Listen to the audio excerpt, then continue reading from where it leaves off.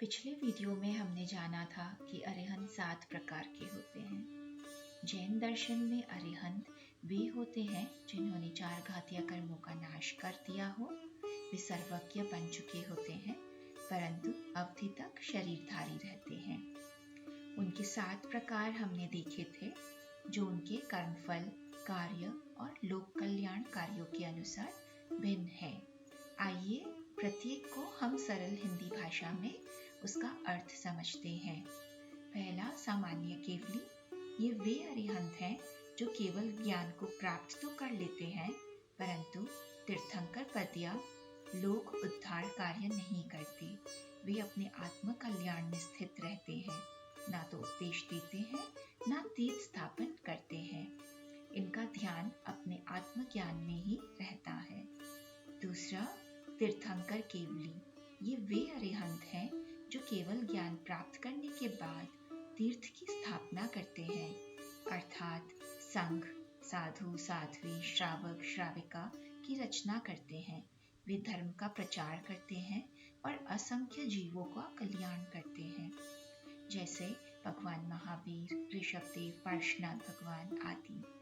तीसरा, अंतकृत केवली। ये वे अरिहंत होते हैं जिन्होंने अपने साथ कुछ जीवों को मोक्ष मार्ग पर पहुंचाकर उनका संसार समाप्त कराया, अर्थात जिन्होंने अन्य आत्माओं को भी अंत यानी मुक्ति करवाई। अंतकृत का अर्थ है जिन्होंने संसार का अंत करवाया, तो स्वयं और दूसरों का।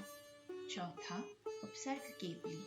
वे अरिहंत जो उपसर्गों, कष्टों, बाधाओं, अत्याचारों को सहन करते हुए भी संभाव में रहते हैं और केवल ज्ञान प्राप्त करते हैं, जैसे भगवान महावीर को 22 उपसर्ग हुए थे परंतु वे अचल और शांत रहे। पांचवा, मुख केवली। ये वे अरिहंत हैं जो केवल ज्ञान प्राप्त करते ही निर्वाण यानी मोक्ष को प्राप्त कर लेते हैं। वे ज्ञान प्राप्त करने के बाद अधिक समय जीवित नहीं रहते। उनके मुख से केवल ज्ञान झरता है लेकिन उन्होंने लोक कार्य नहीं किया। छठा, समुद्घात केवली। ये वे अरिहंत हैं जिनमें समुद्गमन शक्ति प्रकट होती है, अर्थात उनका चेतन अनेक शरीरों में एक साथ प्रकट होकर लोक कल्याण करता है।